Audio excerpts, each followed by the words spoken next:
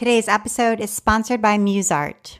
MuseArt is a small yarn and fiber company that works closely with women partners in the villages of Meghalaya.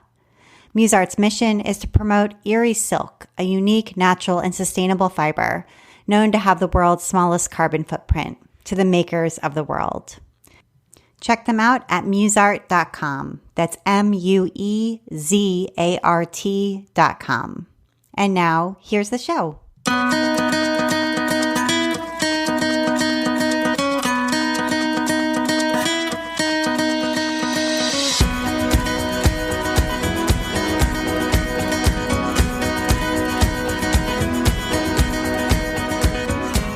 Welcome to episode 179 of the Craft Industry Alliance podcast. I'm Abby Glassenberg.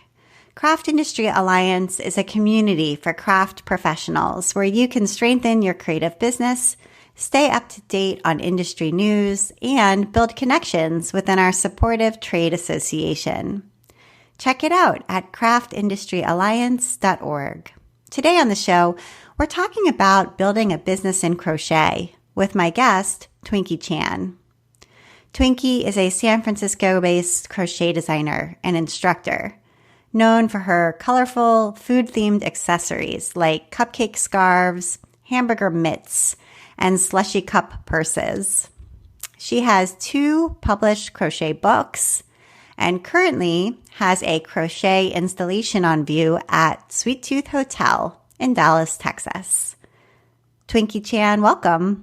Hi, thank you for having me. It's so great to have you on the show. So I've admired your work for many, many years because I think we kind of started on the crafting or online crafting scene around the same time, way back. It seems like ages ago now, back in 2005. Yes.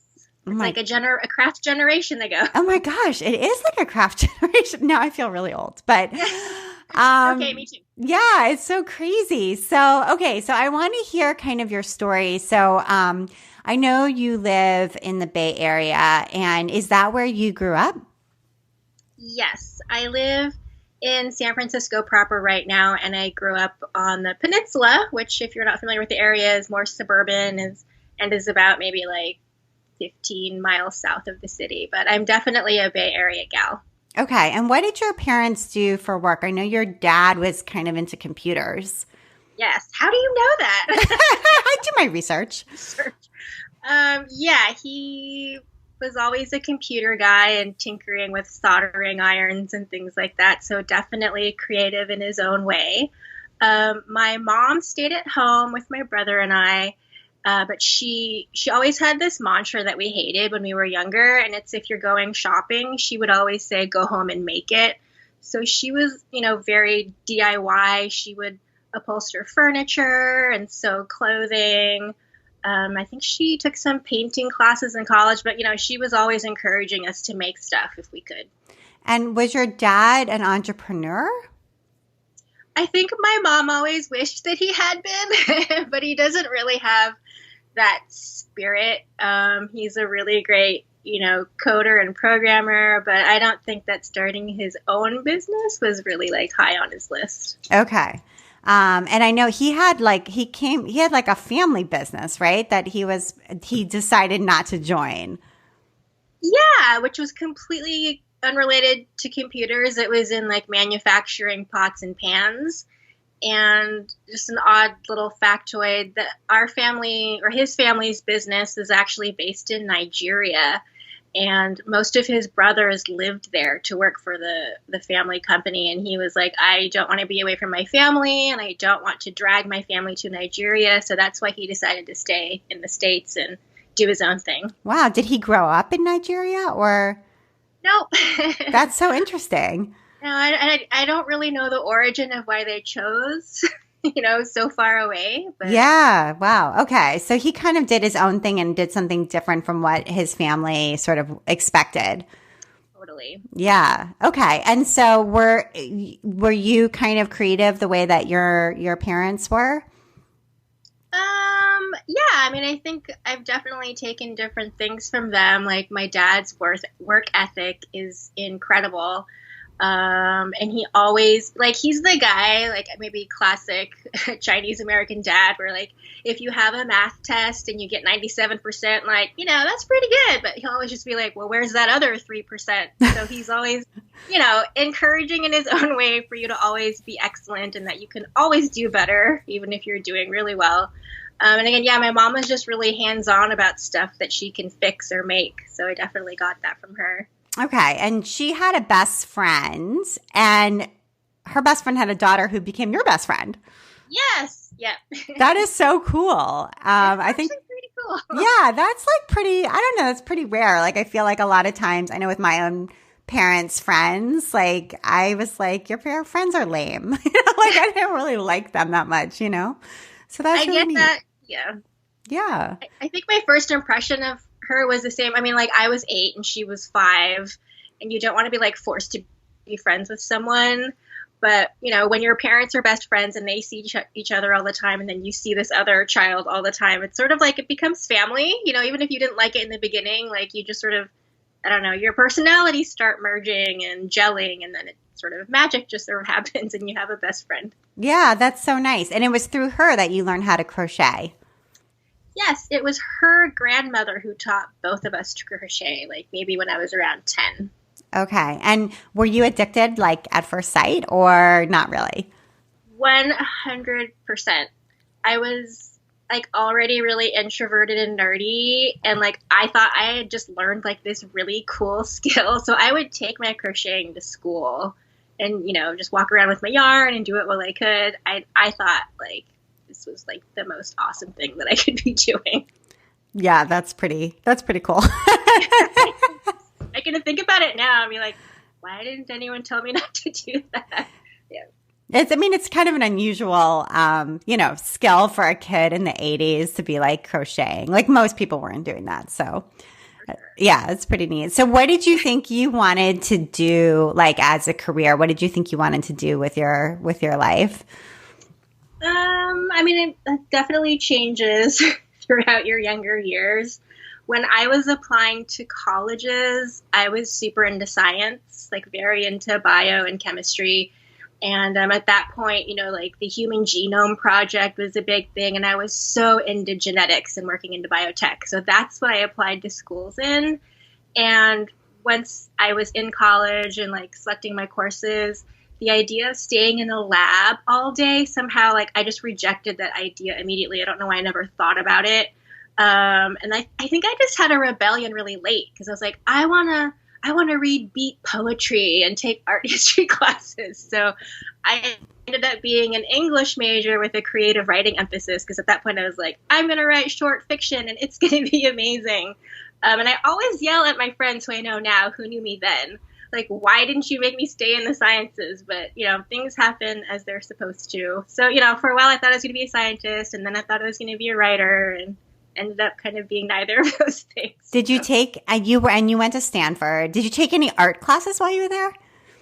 I did not take practice of art, but I did take some art history classes. Okay. All right. So, yeah. So, I'm wondering whether your parents were like, what? Why are you not going to be a scientist that you said you were going to do? Or were they accepting of your choice?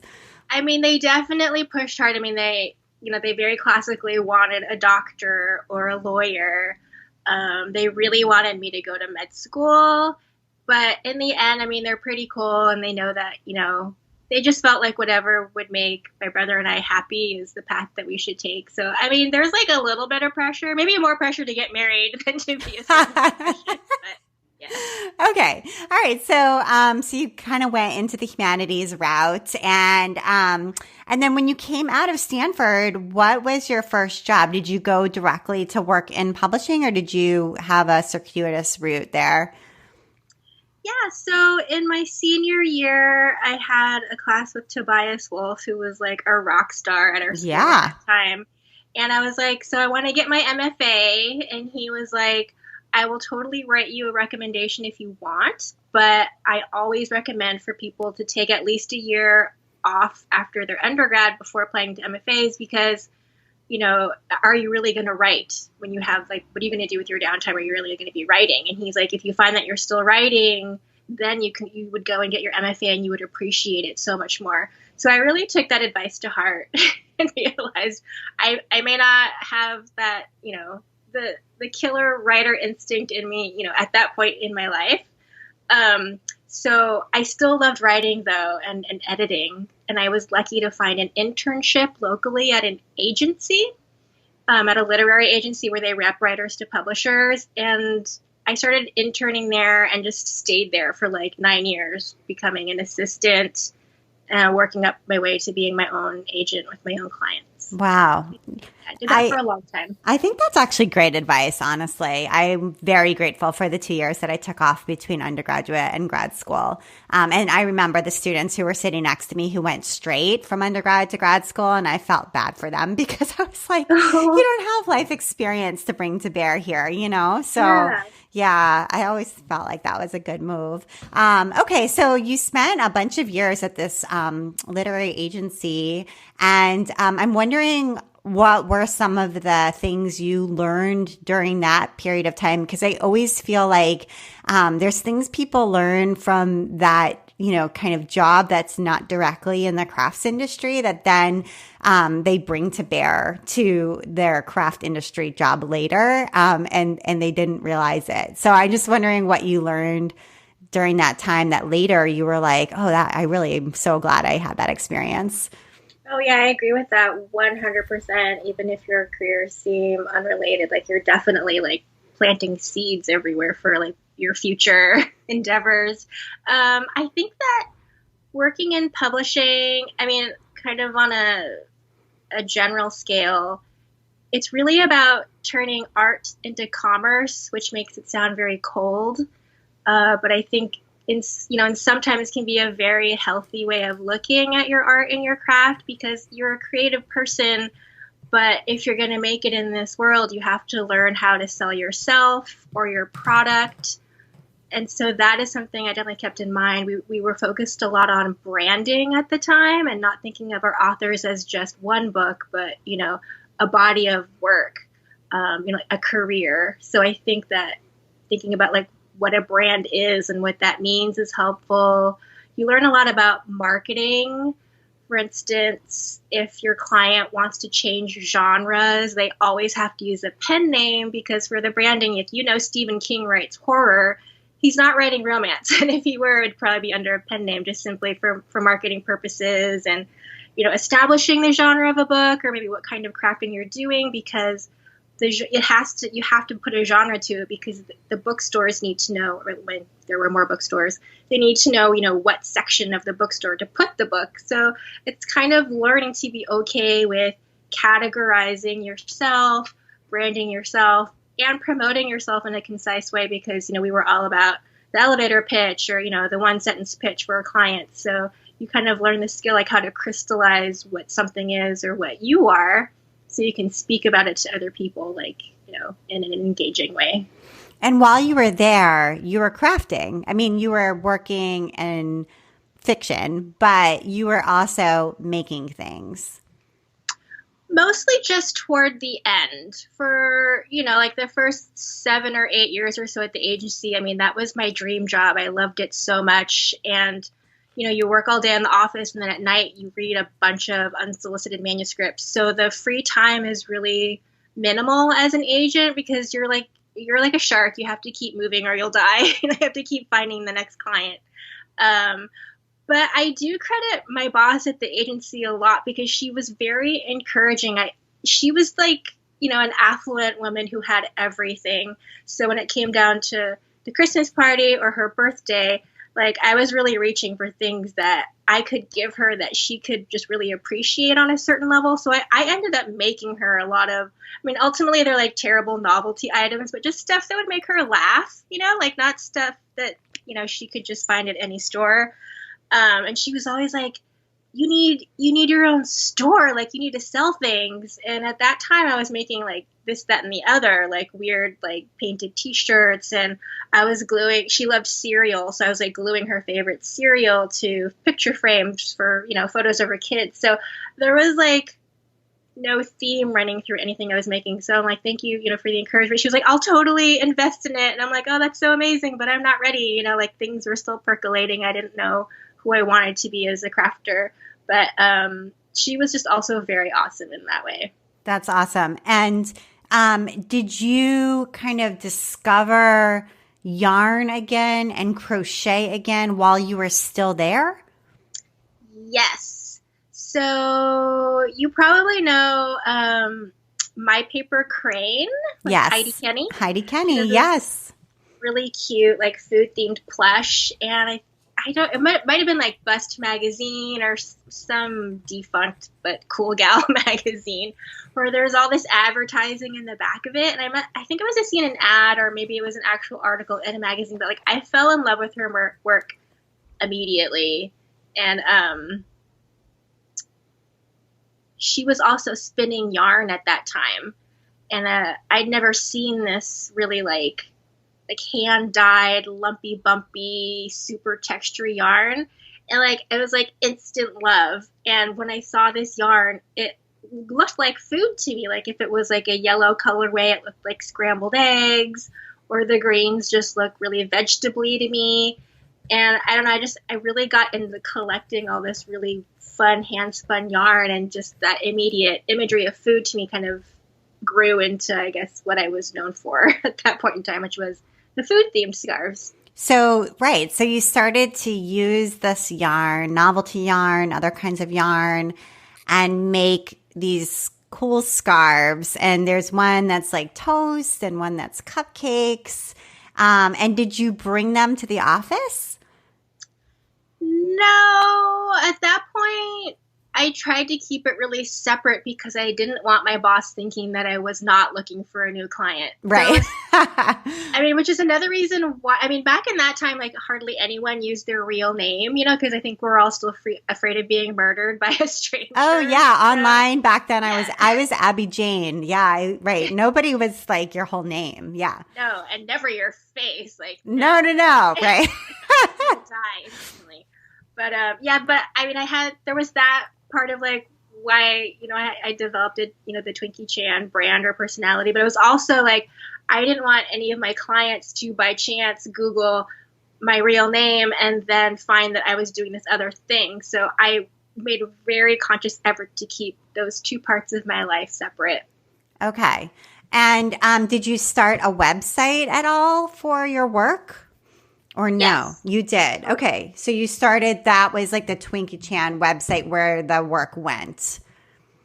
The first set, which I didn't know how to price anything. And I priced these like, hours and hours of handmade scarves at like $40 because I don't know, like I didn't know anything. Like Etsy wasn't a thing. There was no not a lot of price comparison for stuff that I was doing that I could find.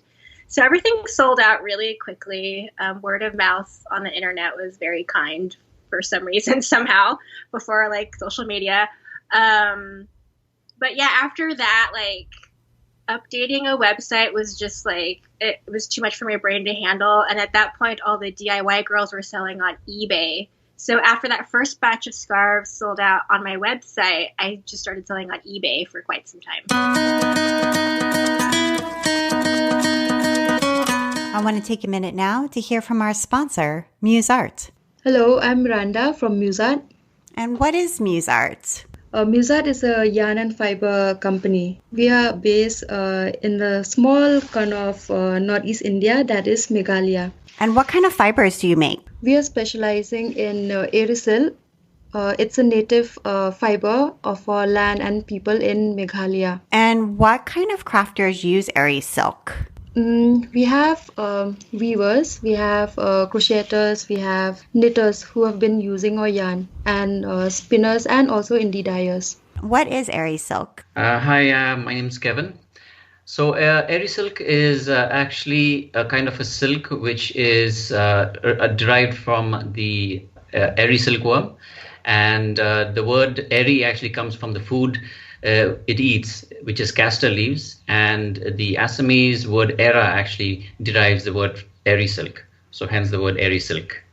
And what does it feel like? I'm just curious. It's very, very soft. It has, it's not like any filament silk. It's more of a fibrous, short fiber silk. So it has a feel and touch of cotton, but it has very good thermal properties where it's warm in winters and cool in summers. So what is special about Muse Art? The making of aerosol happens at a village level. Everything about aerosol is organic and it's a sustainable fiber. Since the whole process does not involve machineries, everything is handmade and hand processed. So it's one of the most sustainable silk in the world. And is there a special offer for Craft Industry Alliance podcast listeners so they can kind of check out Muse Art products and try some for themselves? For someone who's not familiar with aerosol, we have 3 types of sample card. One is the fiber sample card, one is the color card, because we are also specializing in natural dyes. All of our yarns are hand dyed using plant-based dyes, even the moderns. And we have a sample card of our yarn. And we have a special offer. They can use the code MuseArtYarn20. Wonderful. For all your listeners, yeah. Thank you so much, Muse Art. And now back to my conversation with Twinkie. And was it around this time that Kid Robot got in touch, or am I getting this sort of correct? It was actually Giant Robot. Oh, sorry, it was Giant Robot, not Kid Robot. Okay. Right.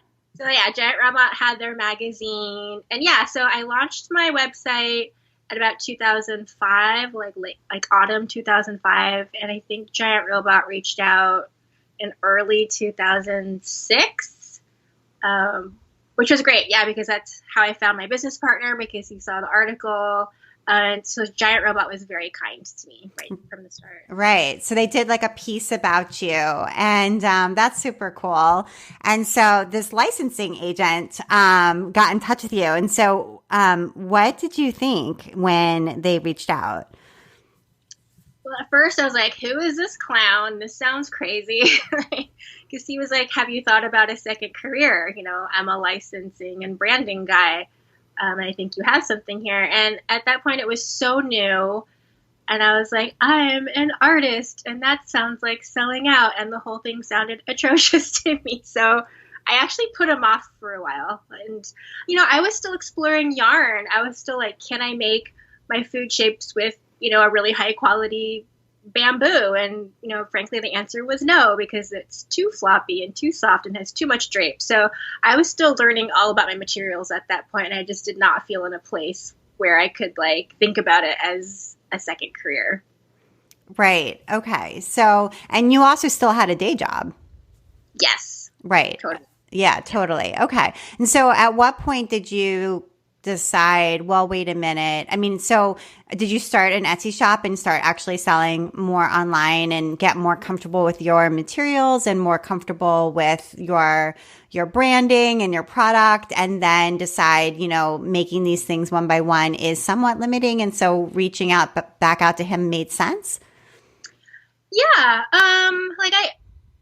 For me, it was like really eBay that was encouraging me and driving. Like people would bid, you know, like hundreds of dollars for a scarf, or $100 for like a heart-shaped brooch. So it was very like, that was very encouraging. I was like, oh, this is possible. People might, because you don't often know that. I didn't make it for other people really to enjoy. I started making weird scarves to like entertain my own self. So I've always been really humble, because I'm always like, people, this is wacky. No one's going to like it. And so I kind of like shy about my work in that way. But eBay was sort of telling another story.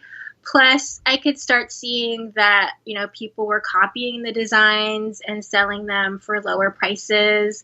And I was just like, you know, in this climate, if someone is going to try mass producing these, like that someone should be me. And it was almost like I was playing this chess game, and I kind of made a weird decision based on what I thought other people might end up doing. So I wanted to beat anyone who was thinking about it, you know, and get on the idea of mass producing my work first before anyone else did. Yeah, that's so interesting. Yeah, and sort of seeing that product market fit and then watching people make these copies. Wow. So, okay, so you went through this licensing process, which is really, really interesting with crochet, right? Because I think people don't realize this, and I have a friend who's an amigurumi designer who told me this many years ago, but crochet actually can't be factory produced. So if you do want to have a crocheted toy, for example, or scarf or something like that, mass produced, it's actually still handmade. Is that right? That is totally correct. Yep. So someone's actually crocheting it. It's just somebody whose labor is valued by some society as less in some way. I mean, basically that's it. Yes, that. I mean, there is the factor of cost of living is definitely lower, but for sure, they're definitely underpaid. Yeah, in most of those situations. Yeah, and it's just I think that people think, oh, it's factory made. It's like, well, So, right, okay. So you had these products. These products were mass produced, we could say, and then they were sold in lots of different places. And so what kind of products were they? They were scarves and accessories and things like that? Yeah, I fancied myself a crochet designer. I'm not a graphic designer. I didn't really care about making t-shirts. So I was really focused on the scarves and hats and mittens and things like that, like knitwear. But the companies that we would work with were like, that's just seasonal. And to me, that was nuts, because I live in San Francisco and it's foggy all the time. And my scarves aren't super heavy. I never thought of them as like heavy winter wear. To me, it was almost like a necklace, just sort of like a fun accessory. But they were like, no, we can only sell these during winter. And if you want to have a brand that's going to survive, you're going to have to think of this as a lifestyle brand and not just like a crochet wear brand. So we ended up doing like t-shirts and like wallets and little bags and some hair accessories. I think we were trying to develop some belts that never really went anywhere. We were just trying to fill the gaps, or socks also. We did a lot of socks, just to try to make it feel like a whole lifestyle brand rather than just crochet pieces. Okay. And these were like in lots of stores that people know about, like Hot Topic and like ModCloth, right? And big places like that. Yeah. We did an infamous Sanrio collab, and so we were on Sanrio.com for a short amount of time. Where they sold out really quickly. That's super cool. Yeah. It's such an interesting experience to go through that. And it is. Yeah. And in the end, like, what did you like about it? And what did you decide you didn't really love about it? It's definitely, it's a lot. It's a lot to unpack. It's very cool, and I'm glad that I tried it. But certainly when you get into licensing and manufacturing, it feels like a whole different life than being a crafter. And my team was always very small, so I still always felt like I had to do everything, even though I had like a partner and a licensing agent and, licensees and stuff. Like, I still felt like I was doing so much work. But, it's a cool feeling to go to your first trade show and someone has set it up for you and you have a sales team and, there's a security guard at night watching your stuff. Like, it feels very fancy in the beginning. But like, as we mentioned, when I first started talking to my business partner, his vision was more like, cause he's in LA and he's like, we'll find, some people in LA to hand crochet this stuff and we'll kind of do this on a boutique level. But when you work with the licensee, especially the ones that we were working with, they're used to selling into the bigger stores, like Target or Macy's or Nordstrom. So they're thinking much bigger. And that's why, like, we had to move the production overseas. That's where their relationships were. Like, your licensee kind of takes over, right, the whole production process, and you're very separated from it, which I did not like. And they need to keep the price point down. Like, some retailers are like, well, for a scarf, I need to keep my price at $29.99. And your brain's exploding because you've been selling handmade for like $300. So, that disparity is very weird and disconcerting. But if you want to do business, with these bigger stores, with these lower retail price points, you have to try to like massage things and make it work. So the whole like quality control aspect of it also I found a little off-putting, like just to be perfectly honest, because again, I'm so separated from the manufacturing, and you know, contractually you have these approval times, but they were always just like, if you want to get to market, we can't make all these changes. And it was just kind of like, they need to tie things off correctly and like weave in ends, you know, like as fiber artists, we know we need to weave in those ends. And so like, there were like little technical things that were just blowing my mind and making me nuts. So I think if you're that far away from your manufacturing and everything still has to be handmade, it gets very complicated. Gosh, thank you for sharing all of that. I think that's such good insights for people to hear, myself included. And how did you unwind from this? Because, you know, like the machine is running, you know what I mean? Yeah. Like the orders and the demands and the next season and you know what I mean? Like all of these people's expectations, and you're on the hook for this and this. And if you want to kind of put the brakes on, I feel like, you know, that can feel really hard to do. And so I'm wondering how you do that. How do you say, actually, I think I'm going to slow this down or even stop it at a certain point? I mean, I wish I were one of those people who are like, yes, and I discovered meditation or yoga, or, you know, but I'm just not. Like, frankly, I'm just not. So I really just worked until I burnt myself out, and I don't recommend that. You know, when like people come to me for business advice, I'm like, I'm going to let you know that I personally feel like I'm the worst business person ever. A, because I just make very impulsive decisions, and B, yeah, like I don't have that sense of balance. And when I was working with my licensees, and I had to like teach myself with the help of a friend, you know, Illustrator, because I kind of knew Photoshop from editing my own photos for Etsy and eBay, but like I was not a graphic designer, so I don't know the tools for that. But they were like, you know, we need 24 t-shirt designs by X date. And I'm like, dudes, I don't even know how to even deliver that to you. Like, what's an Illustrator file and this whole thing? So I just kind of ran away with everything and tried to teach myself stuff and meet the deadlines. And that's when I really started pulling a lot of all-nighters, which I know is not good for you, but that's just the life that I accepted. And you know, I wanted to excel and succeed. So I didn't know how to put any of the brakes on, which is part of my nature too. Like I'm not really good at just being still, but I have always admired other crafters in particular, you know, who are able to kind of end one phase of their craft career and then start something fresh and new and have even like the same or even more success with it than the first phase. And so I always try to keep companies or crafters like that in mind, where they can really make this pivot you would never expect. And they're doing great. You know, you're like, oh, that's really inspiring. You know, you might feel like you're trying to make your dreams come true, and this is maybe the one dream.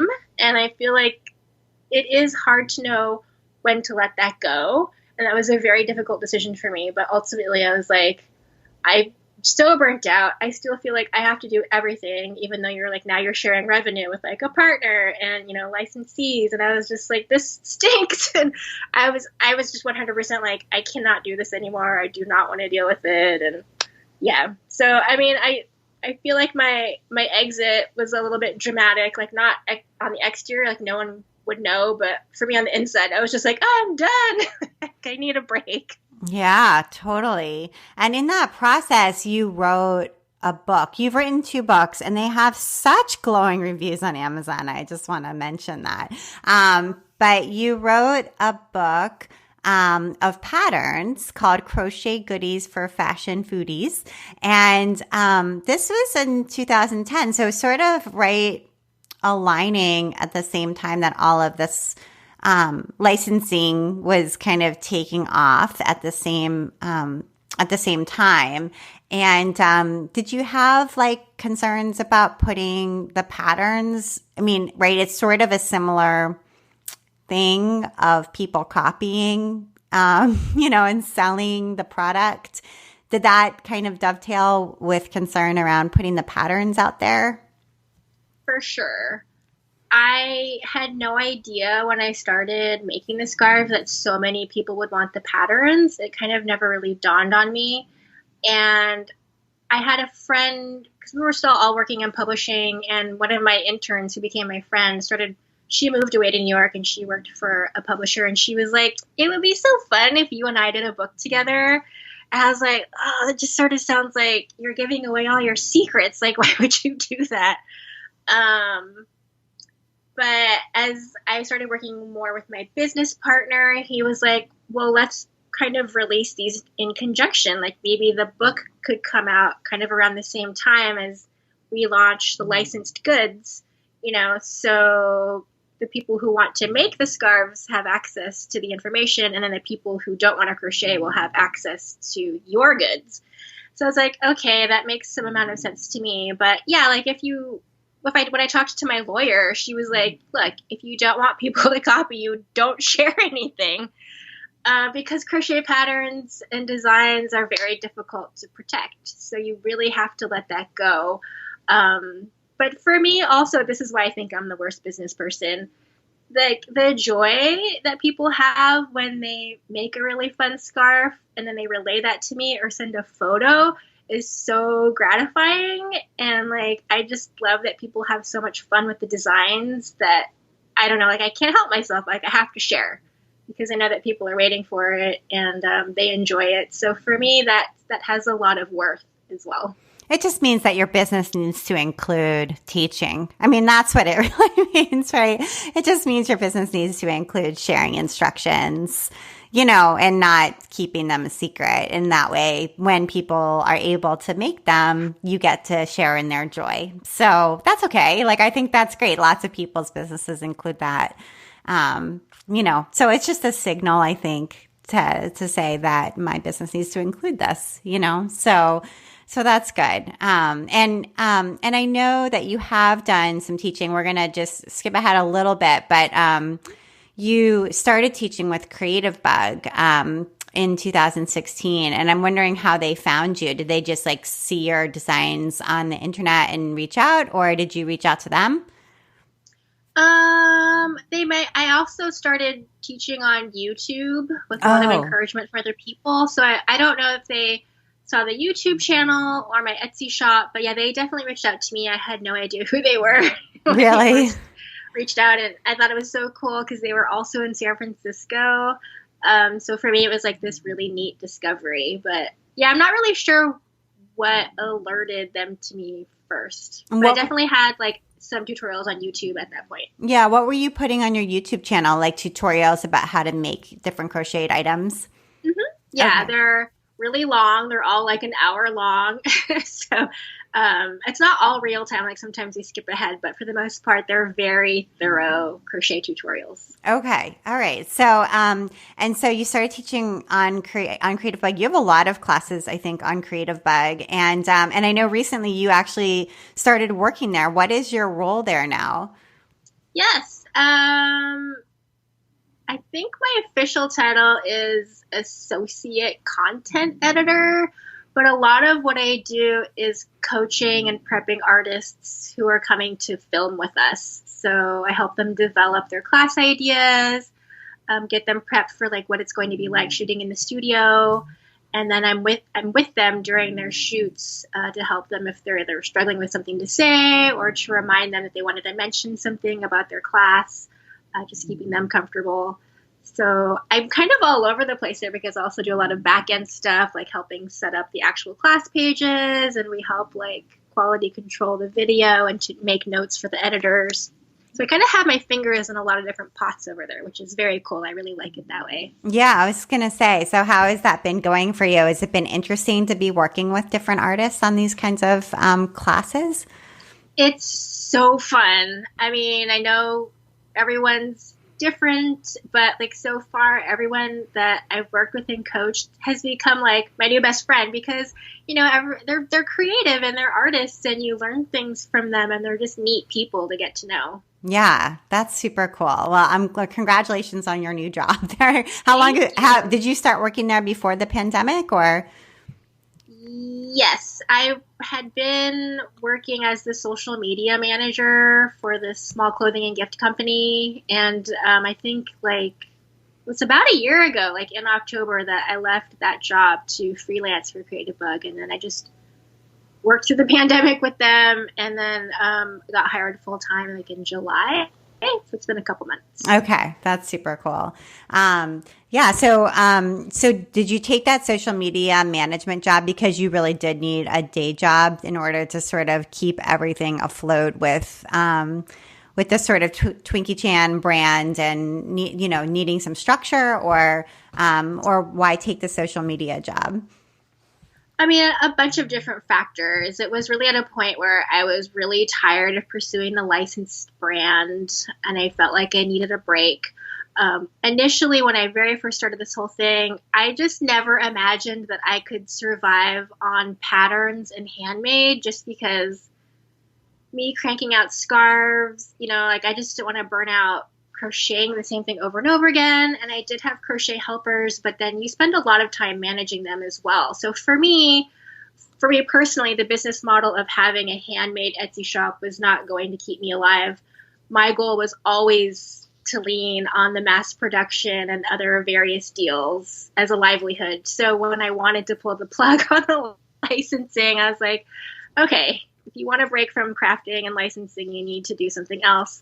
Plus, honestly, my dog at that point was very ill, and I had maxed out my credit card. So I was like, I need to change something here. Life is telling me that you need to take a turn. So that's why I started looking for a job, and the social media sort of seemed to fit, just sort of based on what I'd been doing for the Twinkie Chan brand.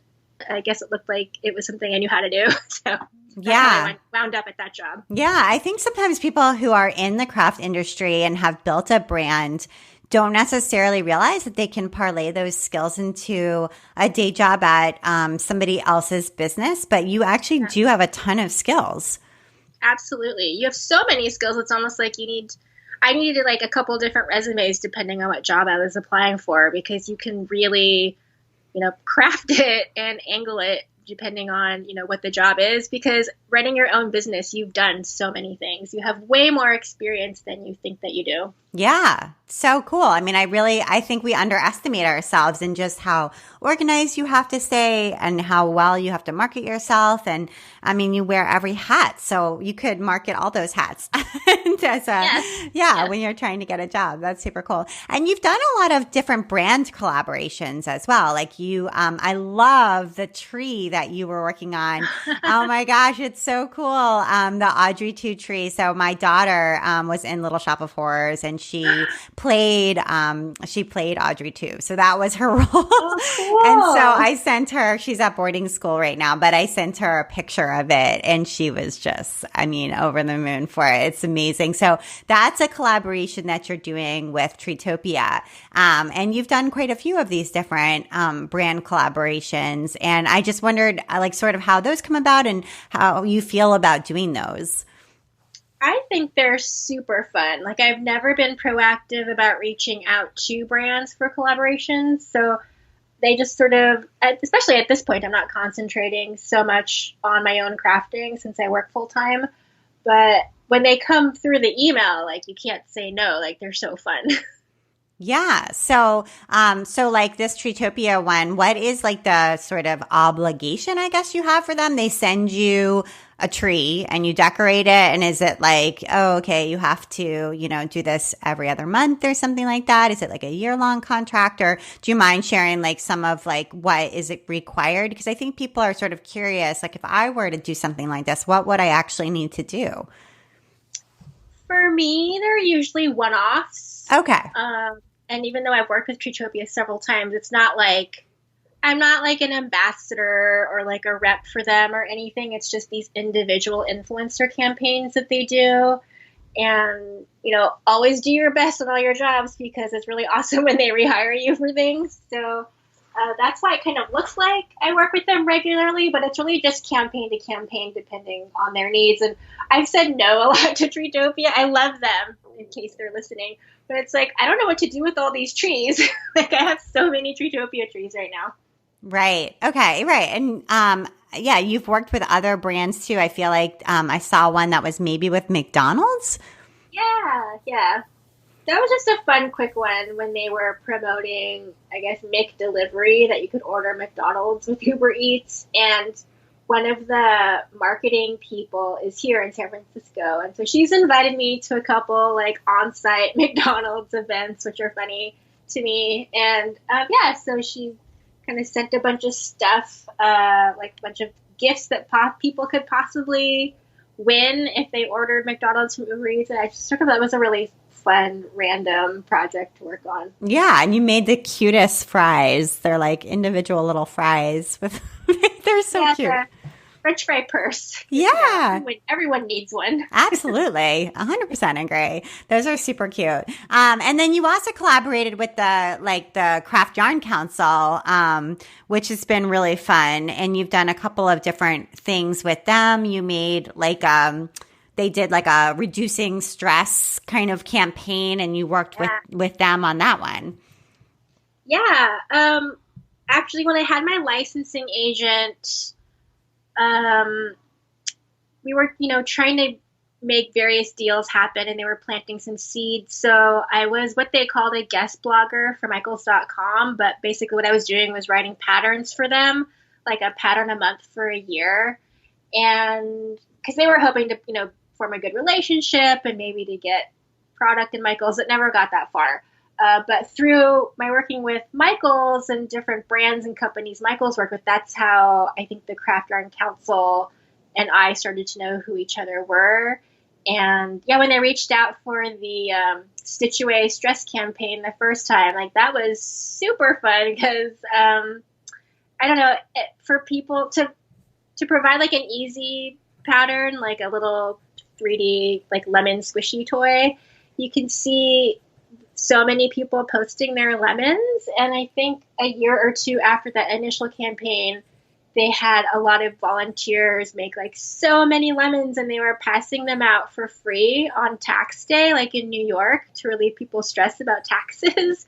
Super cute. And they got on, I don't know, some morning talk show, like I'm going to misremember. It's like Good Morning America or something like that. So it was just really neat to see this little lemon, like this one little lemon kind of grow into this whole movement. Yeah, I think that's great. And it really promotes people knitting and crocheting and using that as a way to relieve stress, which it totally is. So I really admire their work there. And I honestly feel like in sewing and quilting, we could use a similar effort because, that's just a great thing to do. So, and then they've recently been the ones to organize this incredible installation. And you've done some different kinds of shows and installations, but this one is really beautiful and ambitious. There's great video that they've also taken of the Sweet Tooth Hotel in Dallas. And I feel like a little devastated that the timing of the opening was so sad that it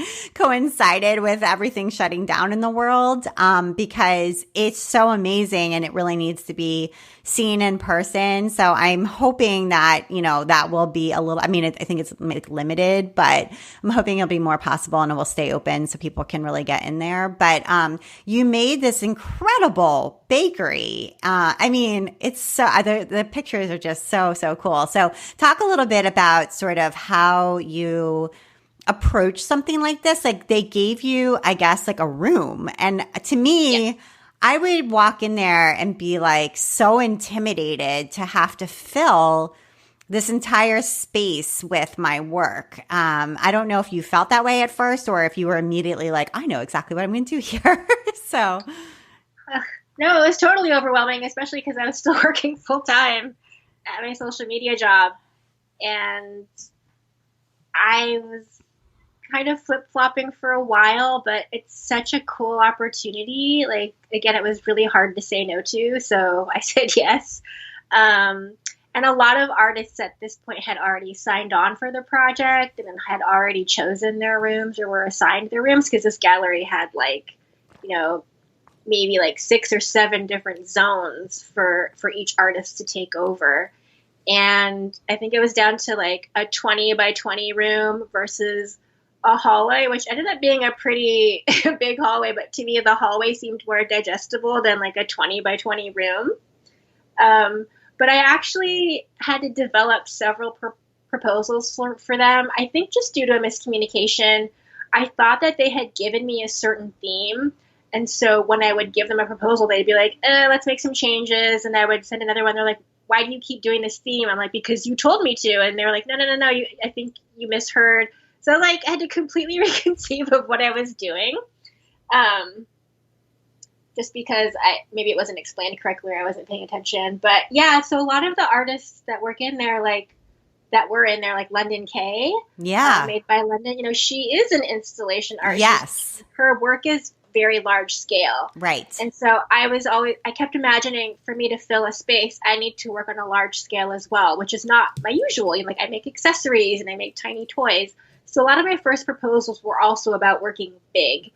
And the problem is I'm also not used to shipping large stuff like that. So if I'm in San Francisco and the gallery's in Dallas, like my brain just, am I making structures? Am I shipping structures? Like, am I just making like big covers and cozies for things so that I can just ship the crochet and just throw it over a form? Like, it just really threw me for a loop because I'm not used to crocheting in that way.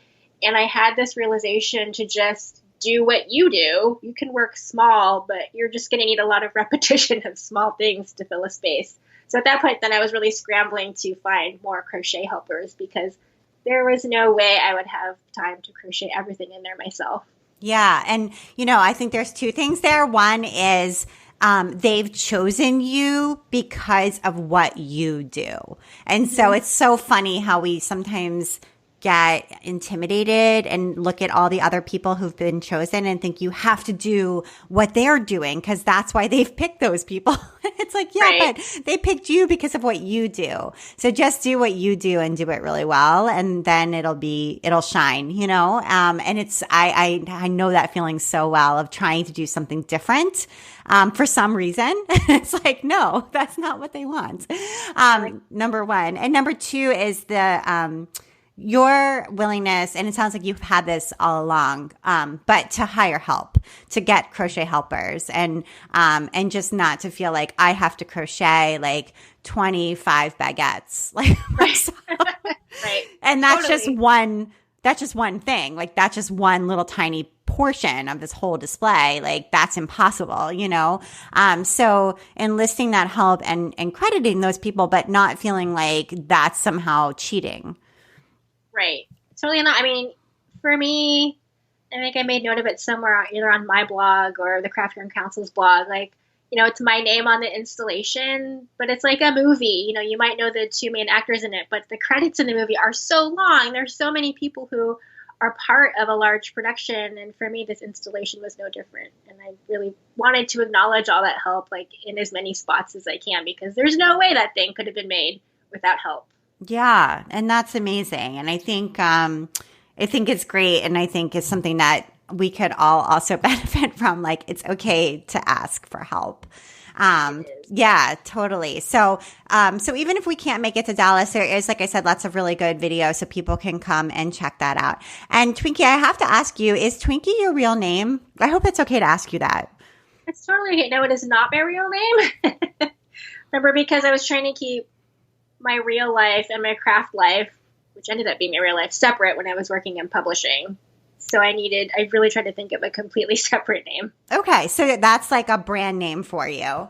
Yeah. Okay. That's cool. Yeah. I mean, I think it fits your brand 100% because obviously your brand is all about cute food. So, that's awesome. Okay, cool. Well, I'm glad I asked because I was sort of like, maybe I shouldn't ask that question, but I was so curious. So, okay. I'm glad I asked and I'm glad it was okay to ask. I had a potential partner who wanted me to legally change my name for branding purposes. And I was like, my parents would kill me. I'm never doing that. That's funny. Well, anyway, like I said, and it's kind of funny too that it's like a relic of the old sort of craft internet too, of like not wanting to use your real name.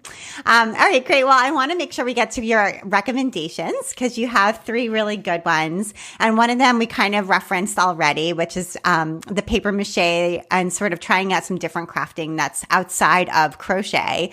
And the paper mache comes in with the ajutu tree, which is, I believe, made out of those ajutu plants are made out of paper mache. But you've been doing some other things too, like knitting and friendship bracelets. Yes. My working with Creative Bug has been really cool because you're kind of forced to look at a lot of different crafts all the time. And last week I went in the studio to shoot a friendship bracelet class. So prepping for these classes is also a fun break from crocheting. And I'm watching a lot of painting and coaching a lot of painting. And you're like, hey, maybe I should start painting. So it's been really fun, actually, and very refreshing to take a break from the normal and just try something a little different. They are so creative. I mean, obviously at Creative Bug, but like I had Courtney Cerruti on the podcast a few episodes ago. And after I talked to her, I painted and like drew in my sketchbook for like 4 nights in a row. Oh, that's awesome. And then I totally like stopped doing it, but it was like very inspiring to me. And I imagine that if I actually worked there, I would totally be like so much more like multimedia. So it's just a very inspiring environment, even just to talk to them like over, the internet. So yeah, it's a great environment. Everyone who just works there is really cool and creative. So yeah, I really like it. Yeah, that's awesome. Okay. And then you are drinking something called Dandy Blend. I honestly have never heard of this before. What is this? So I should have brought the bag over with me.